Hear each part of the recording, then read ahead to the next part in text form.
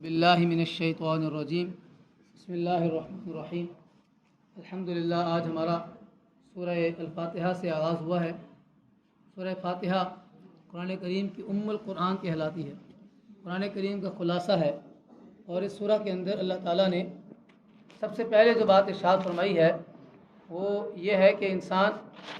اللہ تعالیٰ کے کتنا قریب ہو سکتا ہے اور اللہ تعالیٰ کے ساتھ کیسے مخاطب ہو سکتا ہے۔ اللہ تعالیٰ نے اس سورہ کے اندر سب سے پہلے انسان کو فرمایا کہ انسان رب کی تعریف بیان کرے اور اس کی تحمید اور ثنا بیان کرے اور اس کو اپنا خالق اور مالک سمجھے، اور اس کے بعد فرمایا کہ اس بات کا اقرار کرے کہ ہم عبادت بھی اسی کی کرتے ہیں، مدد بھی اسی سے مانگتے ہیں۔ پھر اس کے بعد دعا مانگی، اللہم اہدنا الصراط المستقیم، اہدنا الصراط المستقیم، میں اللہ ہمیں سیدھے راستے کی ہدایت عطا فرما۔ اس دعا کے جواب میں اللہ تعالیٰ نے پورا قرآن پاک عطا فرما دیا۔ یہ پورا قرآن ہے تمہاری اس ہدایت کے لیے۔ اس کے بارے میں سورہ بقرہ کے بالکل ابتدا میں فرمایا کہ ذالک الکتاب لا ریب فیہ ھدی للمتقین، تو یہ پورا قرآن کریم ہدایت ہے، تو لہذا یہ سورہ بقرہ کا آغاز ہوتا ہے۔ اس کے بعد سورہ بقرہ قرآن کریم کی سب سے طویل سورہ ہے، اور اس میں 40 رکوع ہیں، 286 آیات ہیں، اور ان آیات کے اندر اللہ تعالیٰ نے اس سورہ کے اندر بے شمار مضامین ہیں۔ اس کے اندر سورہ مدنی ہے، تو اس مدنی سورہ کے اندر اللہ تعالیٰ نے بے شمار قسم کے مضامین ہیں، جس میں خاص طور پر معاشرت کے اور انسانی زندگی کے ساتھ جو تعلق رکھنے والے امور ہیں ان کا تذکرہ کیا گیا ہے۔ لیکن بالکل آغاز میں اللہ تعالیٰ نے 3 طبقوں کا ذکر کیا ہے۔ پہلا طبقہ وہ ہے جو اللہ تعالیٰ پر ایمان لاتے ہیں، اور ایمان بھی ایسا نہیں جو دیکھا بھالا ایمان ہو، ایمان وہ ہے جو ایمان بالغیب ہے، اللہ تعالیٰ کے اوپر ایمان ہے، لیکن ایسا ایمان کہ اللہ تعالیٰ کو دیکھا نہیں ہے، اللہ تعالیٰ کی آیات کو سن کر، اس کے بارے میں سن کر اس پر ایمان لے آئے۔ ہاں یہ ضرور ہے کہ اس کی نشانیاں جتنی بھی ہیں اللہ تعالیٰ نے کائنات میں رکھی ہوئی ہیں، سنریہم آیاتنا فی الآفاق وفی انفسہم، کہ انسانوں کے اپنے اندر موجود ہیں، اس پوری کائنات میں بکھری ہوئی ہیں، ان نشانیوں کو دیکھ کر رب کو پہچان سکتا ہے۔ تو پہلا طبقہ مومنین کا، دوسرا طبقہ اس طبقے کے بارے میں فرمایا کہ اولئک علی ھدی من ربہم واولئک ھم المفلحون، یہ وہ لوگ ہیں جو ہدایت پر ہیں اور کامیاب لوگ ہیں۔ دوسرا طبقہ فرمایا کہ جو کافر ہیں، جو اللہ تعالیٰ کی آیات کا انکار کرتے ہیں، بالکل نہیں مانتے، ان کے دلوں پر مہر لگ گئی ہے، اور ان کے بارے میں فرمایا کہ ختم اللہ علی قلوبہم وعلی سمعہم، ان کے دلوں پر، ان کے کانوں پر مہر لگ گئی اور ان کی آنکھوں پر پردے پڑے ہوئے ہیں۔ تو اس کے بعد فرمایا اللہ تعالیٰ نے کہ وَمِنَ النَّاسِ مَن يَقُولُ آمَنَّا بِاللَّهِ وَبِالْيَوْمِ الْآخِرِ وَمَا هُم بِمُؤْمِنِينَ۔ تیسرا طبقہ جو ہے وہ ان لوگوں میں سے ہے کہ جو ہیں تو کافر لیکن ظاہر اپنے آپ کو مومن کرتے ہیں، تو منافق لوگ ہیں، اور اس کا تفصیلی تذکرہ فرمایا ہے اللہ تعالیٰ نے۔ تو لہذا اس طبقے کے بارے میں فرمایا کہ ان لوگوں کو اللہ تعالیٰ ان کی اس معصیت کے اندر اور طغیانی کے اندر، معصیت اور سرکشی کے اندر ڈھیل دے رہا ہے، یہاں تک کہ اللہ تعالیٰ ان کو پکڑے گا، اور جب ان کو پکڑ لے گا تو پھر ان کو اللہ تعالیٰ سے کوئی بچا نہیں سکے گا۔ اس کے بعد انسان کی تخلیق کا تذکرہ ہے کہ انسان کو اللہ تعالیٰ نے تخلیق کیسے کیا۔ جب تخلیق کیا جا رہا تھا تو فرمایا کہ اس وقت فرشتوں نے ایک اظہار کیا کہ یا اللہ یہ وہ مخلوق ہے کہ جو زمین میں جا کے فساد برپا کرے گی، تو اللہ تعالیٰ نے فرمایا کہ نہیں، تم جو کچھ میں جانتا ہوں تم نہیں جانتے۔ پھر اللہ تعالیٰ نے انسان کو علم کی دولت عطا کی، علم کے ذریعے سے جائے دنیا میں جا کر راج کرے، دنیا میں جا کر اللہ تعالیٰ کا خلیفہ بن جائے اور اللہ تعالیٰ کا پیغام لوگوں کو سنائے، خود بھی اس کے اوپر عمل کرے۔ تو علم کے ذریعے سے اللہ تعالیٰ نے آدم علیہ السلام کو فوقیت عطا فرمائی فرشتوں کے اوپر، اور اس کے بعد فرمایا کہ آپ جنت میں رہیں اور اللہ تعالیٰ کی نعمتوں سے استفادہ کریں، لیکن اس درخت کے قریب نہ جائیں، کیونکہ ابلیس جو ہے وہ اللہ تعالیٰ نے چونکہ تمام فرشتوں کو حکم دیا تھا کہ آدم علیہ السلام کو سجدہ کریں،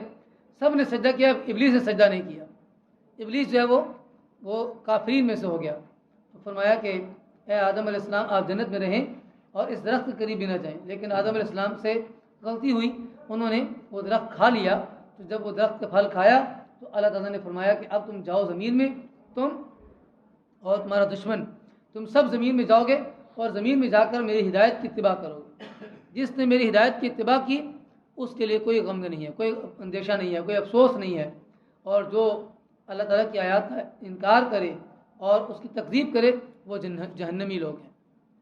ان کے لیے وہ اس میں ہمیشہ ہمیشہ رہیں گے۔ پھر اس کے بعد بنی اسرائیل کا تذکرہ ہے۔ بنی اسرائیل کا تذکرہ یہاں سے شروع ہوتا ہے اور تقریباً اس کے 14ویں رکوع تک جاتا ہے، اس سورہ کے اختتام تک، اس سپارے کے اختتام تک، جہاں پر اللہ تعالیٰ نے بار بار بنی اسرائیل کا تذکرہ کیا کہ کس طریقے سے انہوں نے حضرت موسیٰ علیہ السلام کو تنگ کیا، اتنا تنگ کیا کہ جب موسیٰ علیہ السلام کو اللہ تعالیٰ نے فرمایا کہ ان کو کہیں کہ گائے کو ذبح کرو۔ اب گائے کو ذبح کرنا کون سا بڑا کام تھا، کوئی مشکل کام تھا، لیکن انہوں نے سوال در سوال کرنا شروع کر دیا۔ گائے کیسی ہونی چاہیے، گائے دبلی ہو کہ پتلی ہو، بڑی ہو کہ چھوٹی ہو، جوان ہو کہ بوڑھی ہو، اس کا رنگ کیسا ہونا چاہیے، اس طرح کے سوال کر کے انہوں نے حضرت موسیٰ علیہ السلام کو تنگ کر دیا۔ تو اللہ تعالیٰ فرماتا ہے کہ حقیقت میں یہ لوگ اس پر عمل کرنے والے نہیں ہیں، لیکن بہرحال جب ان کو بات بتا دی گئی تو پھر انہوں نے اس پر عمل کیا۔ پھر اس کے بعد فرمایا کہ یہ قوم ہے جس نے بار بار اپنے نبیوں کو تنگ کیا اور اللہ تعالیٰ کے عذاب بھی بھوگتے۔ اس کے بعد اللہ تعالیٰ ارشاد فرماتا ہے کہ ابراہیم علیہ السلام، وہ ابراہیم علیہ السلام کہ جن کو اللہ تعالیٰ نے چند باتوں میں آزمایا، وہ اس آزمائش میں پورا اترے۔ وَإِذِ ابْتَلَىٰ إِبْرَاهِيمَ رَبُّهُ بِكَلِمَاتٍ فَأَتَمَّهُنَّ، دیکھو یہی ابراہیم ہے جس کی تم امت ہونے کا دعویٰ کرتے ہو، اس ابراہیم کو تو اللہ تعالیٰ نے جب بھی کوئی بات کہی انہوں نے فوراً آگے بڑھ کر اس کو قبول کیا، ہر آزمائش میں پورے اترے، جہاں تک کہ اللہ تعالیٰ نے فرمایا کہ اے ابراہیم ہم آپ کو پوری انسانیت کا امام بنا دیتے ہیں۔ اس اطاعت کی وجہ سے اللہ تعالیٰ نے ابراہیم علیہ السلام کو پوری انسانیت کا امام بنا دیا، انی جاعلک للناس اماما۔ لیکن جب ابراہیم علیہ السلام نے فرمایا کہ اللہ میری اولاد کے بارے میں کیا حکم ہے، تو فرمایا کہ لا ینال عہد الظالمین، جو ظالم لوگ ہیں ان کو وعدہ نہیں پہنچے گا۔ پھر اس کے بعد ابراہیم علیہ السلام نے اللہ کا گھر تعمیر کیا اور وہاں پر کھڑے ہو کر دعا کی کہ یا اللہ اس گھر کو، اس شہر کو، اس بستی کو امن والا گھر بنا دے، اور اے اللہ اس کے رہنے والے لوگوں میں سے ایک ایسا نبی اٹھا کہ جو نبی ان لوگوں کی تربیت کرے، ان کو تزکیہ کرے، ان کو تعلیم عطا کرے، اور وہ نبی حضرت محمد مصطفیٰ صلی اللہ علیہ وسلم کی صورت میں ان کی دعا قبول ہوئی۔ اس کے بعد حضرت یعقوب علیہ السلام کا اور ان کی اولاد کا تذکرہ وہی بنی اسرائیل کا کہ ہم نے ان سے وعدہ لیا تھا کہ تم اللہ تعالیٰ کی پیروی کرو گے اور جب بھی کوئی حکم آئے تم سب سے پہلے آگے بڑھ کر اسلام قبول کرو گے، لیکن انہوں نے ہر بات میں اللہ تعالیٰ کی آیات کا انکار کیا۔ پھر اس کے بعد فرمایا کہ دیکھو اللہ کے رنگ میں رنگ جاؤ۔ اصل رنگ کون سا ہوتا ہے؟ ایک انسان ہوتا ہے جو اپنے خواہش کے رنگ میں ہوتا ہے، ایک انسان ہوتا ہے جو اپنی اولاد کے رنگ میں رنگ جاتا ہے، اپنے دوستوں کے رنگ میں رنگ جاتا ہے۔ فرمایا کہ صبغۃ اللہ کے رنگ میں رنگ جاؤ۔ ومن احسن من اللہ صبغہ، اللہ کے رنگ سے بڑھ کر اور کون سا خوبصورت رنگ ہو سکتا ہے؟ وَنَحْنُ لَهُ عَابِدُونَ، کہو کہ اللہ ہم تیری ہی عبادت کرنے والے ہیں۔ اس کے بعد فرمایا کہ دیکھو ہم نے ابراہیم علیہ السلام، اسحاق علیہ السلام، یعقوب علیہ السلام اور ان کی ساری اولاد کو یہ بات کہی تھی کہ تم اللہ کی عبادت کرو۔ پھر فرمایا کہ آپ نے جب قبلہ بدلا ہے، قبلہ بدل دیا گیا، پہلے قبلہ بیت المقدس تھا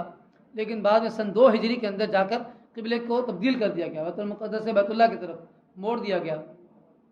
تو فرمایا کہ کچھ لوگ کہیں گے، یہودی تھے چکے تو وہ بیت المقدس کو اپنا قبلہ مانتے تھے،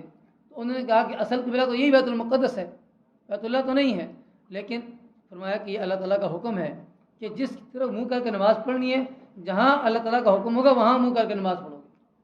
کیونکہ قبلہ اصل نہیں ہے، اصل تو حکم ہے، اصل تو وہ حکم ہے جو اللہ تعالیٰ کی طرف سے نازل ہو رہا ہے۔ لہٰذا جب اللہ تعالیٰ کا حکم آ گیا تو قبلہ بدل دو۔ سيقول السفهاء من الناس ما ولاهم عن قبلتهم التي كانوا عليها، کس نے ان کا قبلہ بدلا؟ قل للہ المشرق والمغرب، ان کو کہا تو مشرق بھی اللہ کا، مغرب بھی اللہ کا، لہذا حکم بھی اللہ تعالیٰ ہی کا چلے گا۔ اس کے بعد فرمایا کہ مومن جو ہیں، یا ایھا الذین آمنوا استعینوا بالصبر والصلاۃ، مدد حاصل کرو صبر سے اور نماز سے، اور جو اللہ کے راستے میں شہید ہو جائیں ان کو مردہ مت کہو، وہ زندہ ہیں، تمہیں اس کا شعور نہیں ہے۔ اور مومن وہ ہوتے ہیں کہ جب ان کو کوئی مصیبت پہنچتی ہے تو وہ اس پر آہو زاری نہیں کرتے بلکہ صبر کرتے ہیں اور کہتے ہیں کہ انا للہ و انا الیہ راجعون، ہم اللہ کی طرف سے اور اللہ کی طرف ہمیں لوٹ کر جانا ہے۔ تو اس کے بعد فرمایا کہ اللہ تعالیٰ کے نشانوں پر غور و فکر کرو، یہ صفا اور مروہ بھی اللہ تعالیٰ کی نشانیاں ہیں، اور کائنات کے اندر بکھری ہوئی ہر نشانی اس کے اوپر غور و فکر کرو تاکہ اللہ تعالیٰ تمہارے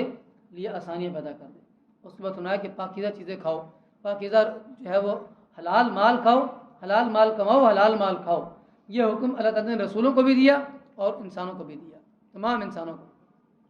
فرمایا کہ یا ایھا الذین آمنوا کلوا من طیبات ما رزقناکم واشکروا للہ ان کنتم ایاہ تعبدون، اگر تم اللہ تعالیٰ کی عبادت کرتے ہو تو تم اللہ تعالیٰ کا شکر ادا کرتے ہو، اور اس کے مال جو حلال چیزیں ہیں اس میں سے تم حلال چیزوں کو استعمال کرو، اور اللہ تعالیٰ نے جو چیزیں حرام کی ہیں ان سے اپنے آپ کو بچا لو، مردار ہے، خون ہے، اور اسی طریقے سے جو لحم خنزیر ہے، ان سب کو اللہ تعالیٰ نے حرام کیا ہے یہ سب ان سے دور رہو۔ اس کے بعد حکم دیا کہ دیکھو نیکی یہ نہیں ہے کہ انسان جو ہے وہ اپنے منہ کو کسی طرف موڑ لے، نیکی تو یہ ہے لیس البر ان تولوا وجوہکم قبل المشرق والمغرب ولکن البر من آمن باللہ، اللہ پر ایمان لانا اصل نیکی ہے۔ یہ جو اللہ پر ایمان لائے بغیر نیکی کرتے ہیں، ان کی نیکی کوئی نیکی نہیں ہے۔ اصل نیکی وہ ہے جو اللہ پر ایمان لا کر کی جائے، ولکن البر من آمن باللہ والیوم الآخر، آخرت کے دن کو مان کر کی جائے۔ اور فرمایا کہ دیکھو تمہارے پاس اللہ تعالیٰ کا حکم آ گیا ہے، اس حکم کو تسلیم کرو۔ اور وہ حکم کیا ہے کہ تم یا ایھا الذین آمنوا کتب علیکم القصاص فی القتل، قصاص کا حکم پورا کیا کرو۔ قصاص کیا ہے کہ اگر کوئی ناحق طریقے سے کسی کو قتل کرے گا تو جواباً اس کو قتل کیا جائے گا۔ اور فرمایا کہ وَلَکُمْ فِی الْقِصَاصِ حَیَاتٌ، تمہارے لیے قصاص میں زندگی ہے،